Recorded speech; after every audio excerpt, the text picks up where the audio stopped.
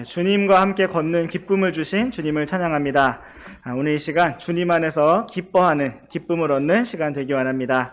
이 시간 함께 보실 하나님의 말씀은 민수기 20장 17절 말씀입니다. 시작.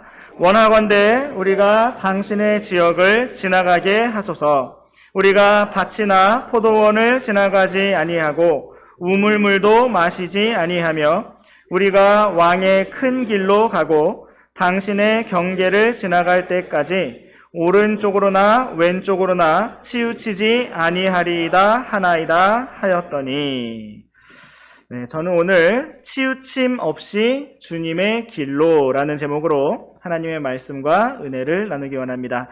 치우침 없이 주님의 길로. 우리 잠시 기도하고 시작하겠습니다. 참 좋으신 하나님 아버지, 이 시간에 우리가 주님 말씀 앞에 이렇게 모이게 하시니 참으로 감사합니다. 우리의 마음을 성령님으로 충만케 해주시고 이 시간을 살아계신 하나님께서 친히 주관하시고 인도해 주시기를 원합니다. 주님 말씀을 통해서 우리 마음속에 생생하게 말씀해 주시기를 원합니다. 이 시간을 주님께 온전히 맡겨드리며 우리 주 예수 그리스도의 이름으로 기도드렸습니다. 아멘. 네, 오늘 말씀의 제목은 치우침 없이 주님의 길로입니다. 사람이 이 땅을 살아가면서 치우침 없이 항상 바른 길로 간다는 것은 참으로 힘든 일입니다. 그것이 옳고 좋은 일인 줄 알면서도 또 정말 그렇게 하리라고 결심을 하고서도 우리는 너무나 쉽게 오른쪽으로나 왼쪽으로나 치우치는 사람들입니다. 모세는 오늘의 말씀에서 에돔 왕을 향해 에돔 땅을 지나가게 해달라고 요청하고 있습니다. 그리고 에돔 땅을 지날 때 어느 쪽으로도 치우치지 않고 왕의 큰 길로만 조용히 지나가겠다고 말하였습니다.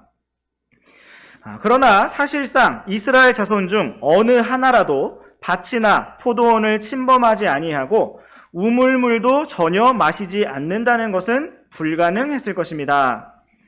그들이 지금 광야 길을 가면서 얼마나 곡식과 또 포도를 그리워했을지는 쉽게 생각할 수가 있습니다. 지금 모세는 실현 불가능한 약속을 에돔 왕에게 하고 있는 것입니다. 오늘 우리는 이러한 민수기 20장 말씀을 통해서 우리가 치우침 없이 주님의 길로 걸어가는 믿음의 삶에 대해 함께 생각해 보고자 합니다. 주님께서 이 시간을 주관하시고 친히 말씀해 주시기를 원합니다. 이제 우리 함께 민수기 20장 14절부터 17절까지 말씀을 번갈아서 읽어보시겠습니다. 모세가 가데스에서 에돔 왕에게 사자들을 보내며 이르되 당신의 형제 이스라엘이 이같이 말하기를 우리가 당한 모든 고난을 당신이 아시나이다. 우리 조상들이 이집트로 내려갔으므로 우리가 이집트에 오랫동안 거하였는데 이집트 사람들이 우리와 우리 조상들을 괴롭게 하므로 우리가 주께 부르짖음에 그분께서 우리의 목소리를 들으시고 한 천사를 보내사 우리를 이집트에서 데리고 나오셨나이다. 보소서 우리가 당신의 경계 맨 끝에 있는 도시 가데스에 있으니 원하건대 우리가 당신의 지역을 지나가게 하소서. 우리가 밭이나 포도원을 지나가지 아니하고 우물물도 마시지 아니하며 우리가 왕의 큰 길로 가고 당신의 경계를 지나갈 때까지 오른쪽으로나 왼쪽으로나 치우치지 아니하리이다 하나이다 하였더라. 네, 오늘의 말씀은 에돔 왕에게 사자들을 보내어 에돔 땅을 지나가게 해달라고 요청하는 모세로부터 시작되고 있습니다. 이러한 모세의 행동이 주 하나님으로부터 나온 것인지 아니면 모세가 스스로 생각해서 행동한 것인지 전혀 언급되어 있지 않지만 그동안 주께서 모세에게 말씀하신 이후에 모세가 주님의 말씀에 순종하여 행했던 것을 볼 때, 그리고 여기에서는 주께서 말씀하셨다라는 기록이 없는 것을 볼 때 여기에서는 모세가 스스로 움직였던 것으로 보입니다.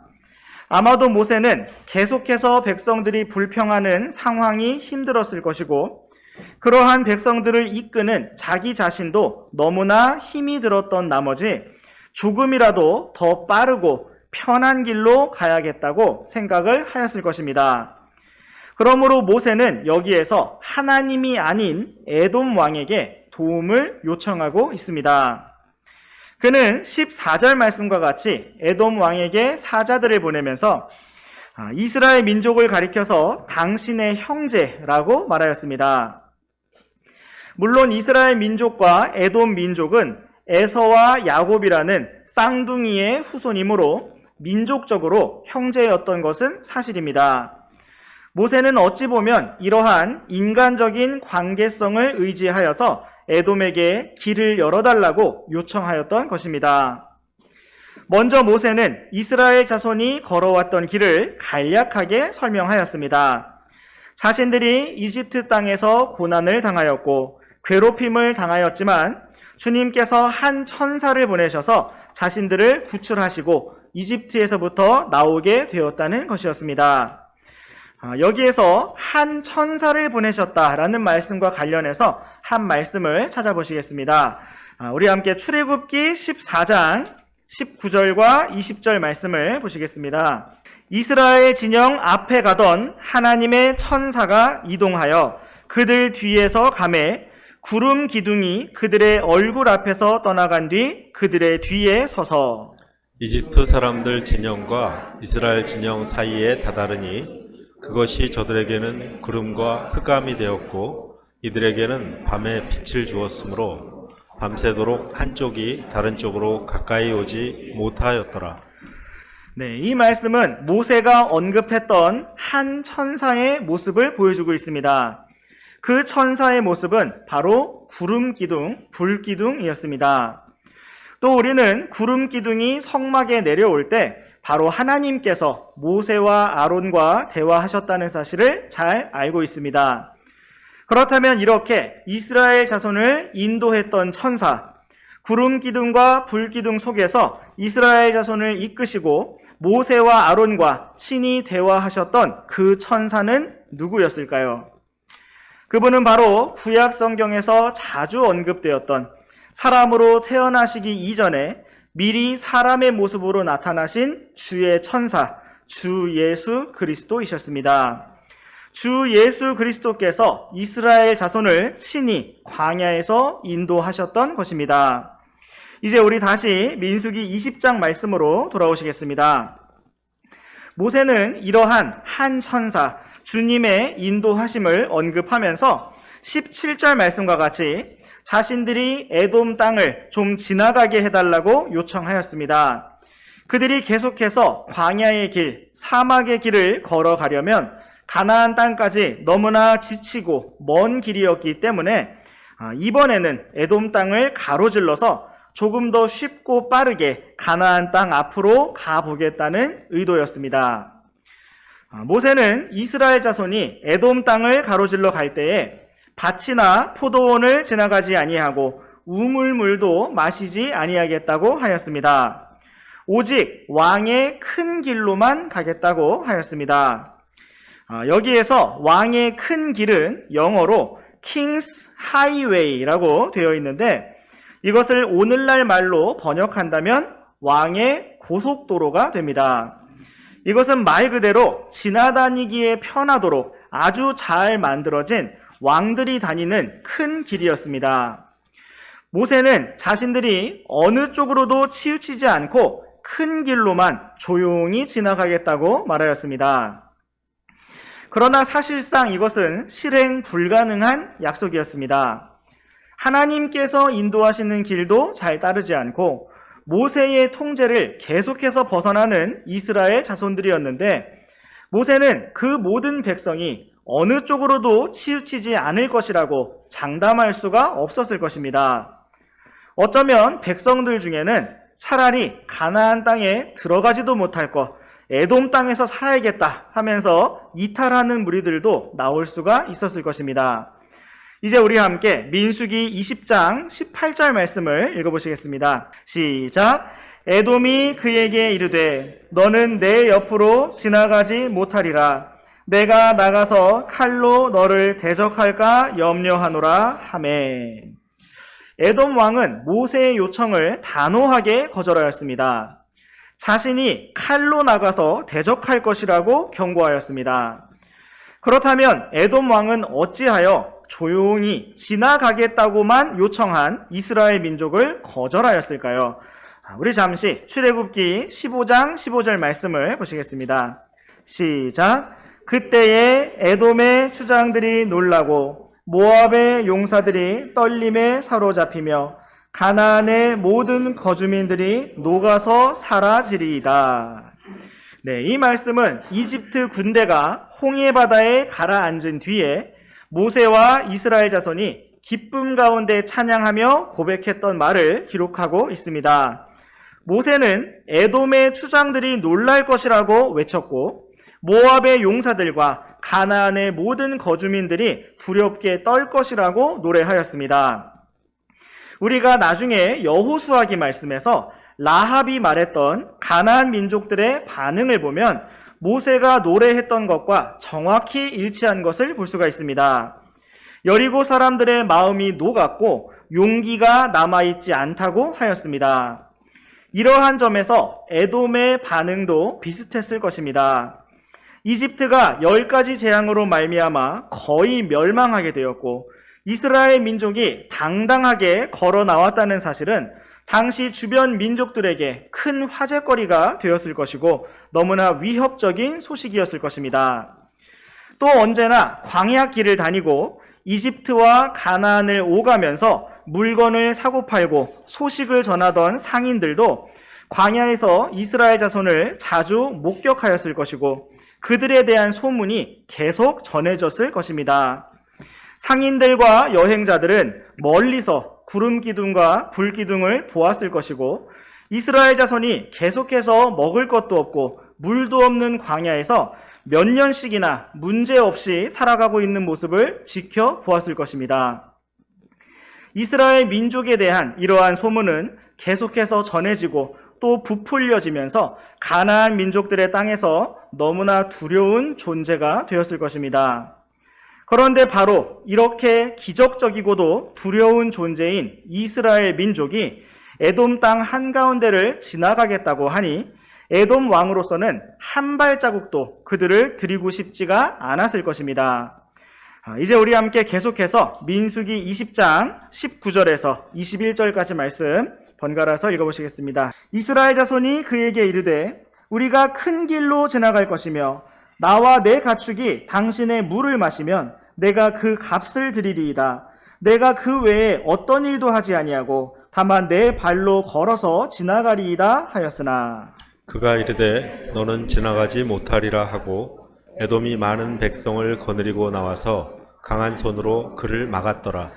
이스라엘이 자기 경계를 통과하는 것을 이같이 에돔이 거부하였으므로 이스라엘이 그에게서 돌아섰더라. 네, 19절 말씀은 이러한 요청을 모세가 혼자서 한 것이 아니라 바로 이스라엘 자손이 하였다고 기록하고 있습니다. 이것은 모세 혼자만의 원함이 아니었고 이스라엘 자손들의 전체적인 의견이었을 것이라고 여겨집니다.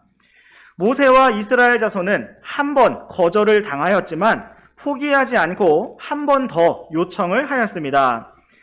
이번에는 그들이나 가축들이 만약 물을 마시게 된다면 그 값을 지불하겠다고 하였습니다. 마치 오늘날 고속도로에서 통행료를 지불하는 것처럼 이들도 왕의 고속도로, 왕의 큰 길에서 값을 지불하며 지나가겠다고 제안하였습니다.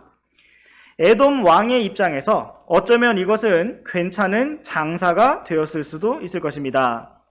약 200만 명 가까이 되는 이스라엘 자손이 물값을 내고 지나간다면 그리고 그 값을 에돔 왕이 요구하는 대로 정할 수 있다면 그것은 어마어마한 액수가 되었을 것입니다.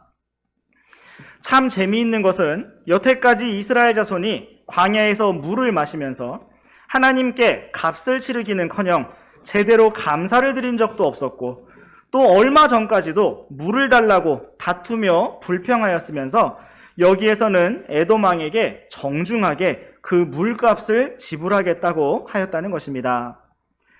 그러나 이 모든 제안에도 불구하고 에돔 왕은 20절 말씀처럼 많은 백성을 거느리고 나와서 강한 손으로 이스라엘 자손을 막았습니다. 이스라엘 자손의 출현 그 자체가 그만큼 위협적이었고 결코 어떤 작은 면에서도 관련되고 싶지 않다는 강력한 의지의 표현이었습니다. 아무리 물값을 지불한다 하더라도 그러한 유익을 보고서 위험을 감수할 수가 없다는 판단이었습니다. 만약 이스라엘 자손이 이렇게 철저하게 자신들의 땅을 지킨 에돔 민족과 같이 행하고 자신들의 믿음을 지켜냈더라면 그들은 벌써 약속의 땅 가나안에 들어가 있을 것입니다. 모세와 이스라엘 자손은 21절 말씀처럼 길을 돌이켜 다시 광야로 들어갈 수밖에 없었습니다. 만약 에돔 땅을 지나는 것이 하나님의 뜻이었고 하나님의 인도하심이었다면 모세와 이스라엘 자손은 어떻게 해서든지 왕의 큰 길을 지나갈 수가 있었을 것입니다. 그러나 이 일이 하나님으로부터 나온 것이 아니었기 때문에 모세와 이스라엘 자손은 거절을 당하였고 길을 돌이킬 수밖에 없었습니다. 주님의 인도하심이 없이 전쟁을 일으킬 수도 없었고 다만 쉽게 편하게 가보려고 했지만 그러한 시도와 계획이 모두 무산되었습니다. 그들은 에돔 왕에게 자신들이 오른쪽으로나 왼쪽으로나 치우치지 않고 왕의 큰 길로만 걷겠다고 말했지만 이미 그들은 왕들의 왕이신 주님께서 인도하신 주님의 길에서 다른 쪽으로 치우쳐 있었습니다. 이제 우리와 함께 계속해서 이어지는 민수기 20장 22절부터 24절까지 말씀 번갈아서 읽어보시겠습니다. 이스라엘 자손 곧 전체 회중이 가데스에서 이동하여 호르산에 다다랐더니 주께서 에돔 땅의 지경 옆에 있는 호르산에서 모세와 아론에게 말씀하시니라. 이르시되 너희가 무리바의 물에서 내 말을 거역하였으므로 아론은 자기 백성에게로 거두어지리니 그는 내가 이스라엘 자손에게 준 땅에 들어가지 못하리라. 네, 이스라엘 자손이 에돔 땅으로 들어가지 못하고 다시 광야길을 따라 호르산에 다다랐을 때에 하나님께서 아론의 죽음에 대해 말씀하셨습니다. 모세와 아론이 무리바의 물에서 하나님의 말씀에 순종하지 아니하고 반석을 쳤던 그 일 때문에 모세와 아론은 약속의 땅 가나안에 들어가지 못하게 되었습니다. 그러므로 하나님께서는 이제 아론이 여기에서 죽음을 맞이하고 모든 광야의 여정을 마무리하게 될 것이라고 말씀하셨습니다. 이것은 그들이 주님의 말씀대로 걷지 아니하고 한쪽으로 치우쳤던 결과였습니다. 계속해서 우리와 함께 25절부터 끝까지 29절까지 번갈아서 읽어보시겠습니다. 너는 아론과 그의 아들 엘르아사를 취해 호르산으로 데리고 올라간 뒤 아론에게서 그의 의복들을 벗겨 그의 아들 엘르아살에게 입히라.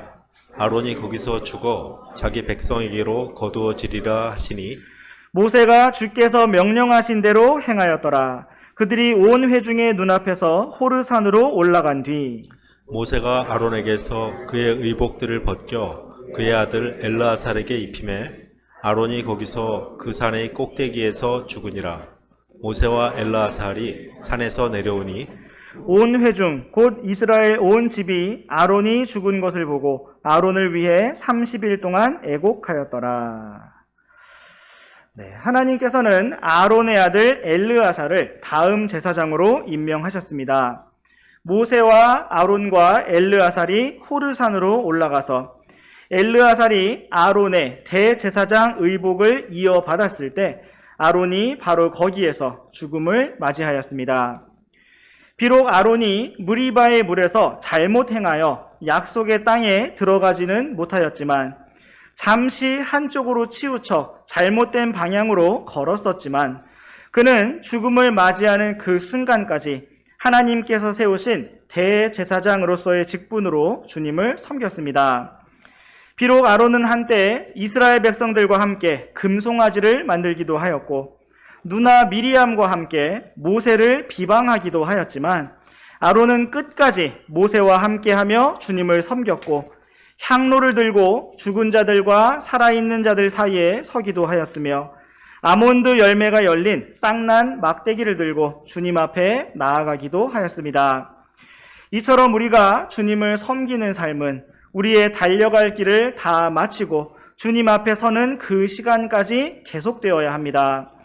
우리가 이 땅을 걸어가면서 오른쪽으로나 왼쪽으로나 치우칠 때가 있고 잘못된 선택들을 할 때가 많이 있지만 그래도 주님을 따르는 믿음의 길을 포기하지 아니하고 끝까지 새롭게 주님을 바라보면서 계속해서 주님을 따라가기를 원합니다. 오늘 우리는 치우침 없이 주님의 길로라는 제목으로 민수기 말씀을 살펴보았습니다. 이전까지의 민수기 말씀이 주로 이스라엘 백성의 잘못과 문제들을 보여주었다면 민수기 20장 말씀은 모세와 아론의 치우친 모습들을 보여주었습니다. 물론 모세와 아론이 믿음을 완전히 저버렸거나 주님의 길을 아주 떠난 것이 아니었지만 아주 조금 치우쳐서 다른 방향으로 나아갔던 경우들을 보여주고 있습니다. 그 치우침은 먼저 분노하는 가운데 반석을 막대기로 친 사건에서 나타났습니다. 그리고 하나님께서 말씀하시지 않은, 하나님께서 인도하시지 않은 에돔 땅을 지나는 그 길을 가고자 할 때 나타났습니다. 지금까지 구름 기둥과 불 기둥을 통해 한 천사로 나타나셔서 그들을 인도하신 분은 주 예수님이셨는데 모세와 이스라엘 자손은 그러한 주님의 인도를 벗어나서 스스로 에돔 땅의 길로 들어가고자 하였던 것입니다.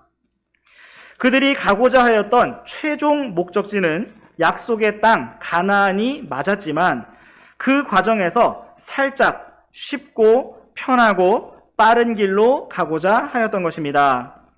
그들은 스스로의 입으로 우리가 오른쪽으로나 왼쪽으로나 치우치지 아니하겠다라고 말했지만 이미 그들은 주님께서 인도하신 길에서 다른 방향으로 치우쳐져 있었습니다.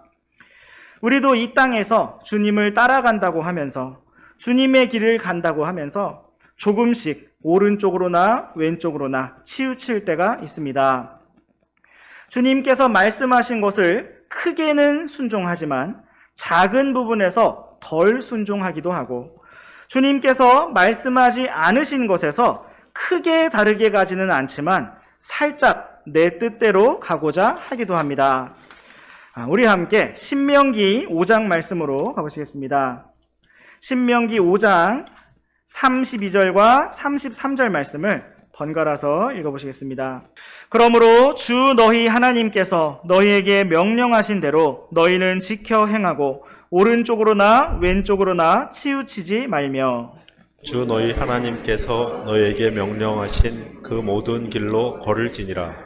그러면 너희가 살 것이요 또 너희 일이 잘 될 것이며 너희가 소유할 땅에서 너희가 너희 날들을 길게 하리라.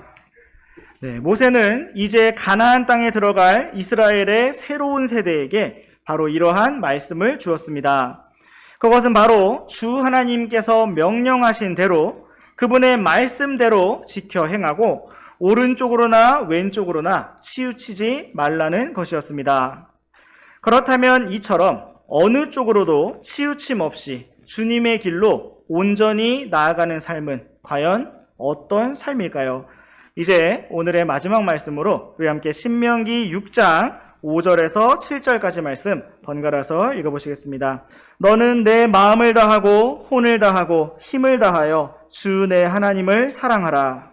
내가 이날 내게 명령하는 이 말들을 내 마음속에 두고 너는 그것들을 내 자녀들에게 부지런히 가르치며 내가 내 집에 앉을 때나 길을 걸을 때나 누울 때나 일어날 때나 그것들을 말할지니라. 아멘. 모세는 이스라엘의 새로운 세대에게 그들이 오른쪽으로나 왼쪽으로나 치우치지 아니하고 주님의 길로 온전히 걸어가는 삶이 어떠한 것인지 이렇게 가르쳐 주었습니다. 그것은 바로 마음을 다하고 혼을 다하고 힘을 다하여 주 나의 하나님을 사랑하는 삶입니다. 주님을 사랑하는 삶이란 주님의 말씀을 마음속에 두고 자녀들에게 부지런히 가르치는 삶이며 집에서나 길에서나 누울 때나 일어날 때 언제나 그 말씀들을 말하는 삶입니다. 이렇게 우리가 주님을 사랑하고 말씀과 함께하는 삶을 살아갈 때 우리는 오른쪽으로나 왼쪽으로나 치우치지 아니하고 온전히 주님의 길로 나아갈 수가 있습니다.